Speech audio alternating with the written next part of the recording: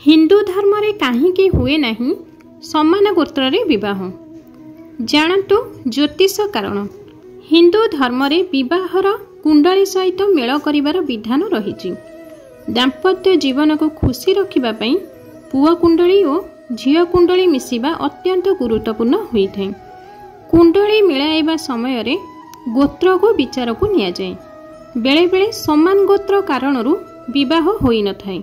एही परि गोत्र समस्तक जातिर लोक पई देखा जाय, किंतु गोत्र सहित ब्राह्मण परिवार ए सब अधिक विश्वास करा जाय। प्रत्येक गोत्रर गोत्र पिता रसिंकर पुओ नाती अणनाती आदि को नहीं प्रवर गठित। कौनसी गोत्रर 3टी प्रवर थिला बेले कौनसी गोत्रर 5टी एवं 7टी प्रवर मध्य थाए। गोत्र विचार समय रे गोत्र पिता रसिंकर पुत्र पौत्र बा प्रवर ऋषिंकर मध्य विचार करा जाय।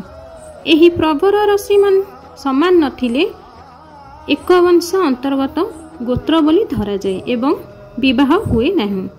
पुराण एवं शास्त्र अनुଯାयी जदि कौनसी झियो संबंधीय किछि प्रवर नुहे तेबे परिशेष रे झियो को विवाह पई बारण करा जाय बा से विवाह को अनुमति दिया जाय नथाय। एई गोत्र कोन जानतु। ज्योतिष शास्त्र अनुଯାयी गोत्र सप्तऋषिंक वंशधर रूप में अछंती। गौतम, कश्यप, वैष्णव, भरद्वाज, अत्रि, अंगिराज एवं नागस्य एही 7 साधुंक नाम रे गोत्र विवेचना करा जाय।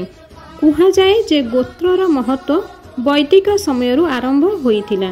वास्तव रे रक्त संपर्कीय मध्यरे विवाह को रोकिबा पई एहा पालन करा जाय। एहा सहित समान गोत्रर पुओ एवं झियो मानको विवाह न करिबा पई कठोर नियम मध्य करा जायथिला। ज्योतिष शास्त्र अनुଯାयी गोत्रर अर्थ हेउची आमे समान पैतृक परिवारर अटु। एही कारणरू समान गोत्रर पुओ एवं झियो मानक मध्यरे भाई और भौणी संपर्क को विचार करा जाय।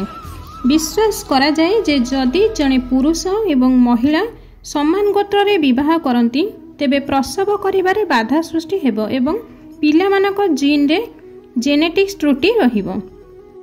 एहार अर्थ पिलाटीर मानसिक एवं शारीरिक अक्षम रही पारे।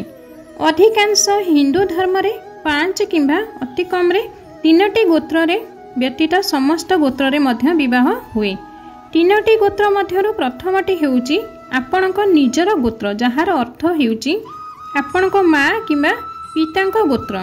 द्वितीयटी हेउची आपणक माँकर गोत्र, जहार अर्थ आपणक परिवारर सदस्यंक गोत्र एवं तृतीयटी हेउची आपणकर जेजेमांकर गोत्र। ज्योतिष शास्त्र कुहा जायछि जे जेउ माने एही 3टी गोत्र विवाह करती सेमानक दाम्पत्य जीवन रे कोनोसी असुविधा हुए नै। केतेक ज्योतिष माने विश्वास करती जे 7टी पीढ़ी रे गोत्र परिवर्तन हुए। ताहा हेउची जदि समान गोत्र 7 पीढ़ी पई जातिर जारी रहिबो तेबे 8म पीढ़ी गोत्र मध्यरे विवाह करि पारंती। 8म पीढ़ी समान गोत्र रे विवाह करि परिबे। अनेक ज्योतिषंक उपरे भिन्न मत रहिछि।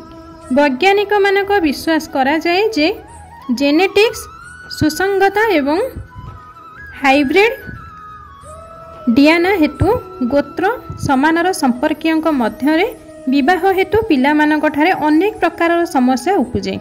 समान गोत्र रे विवाह परे सेही गोत्रर त्रुटि जोगु एवं शारीरिक समस्या परिवर्ते पीढ़ी को स्थानांतरित हुए।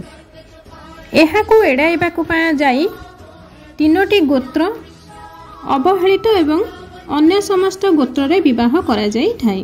विश्वास करा जाए जेबे विभिन्न गोत्र रे विवाह करिबा द्वारा शिशुर सेही त्रुटि एवं रोग गुड़िक नष्ट करिबार क्षमता बढ़ी थाए एवं पिलांकु अधिक बुद्धिमान करिथाए।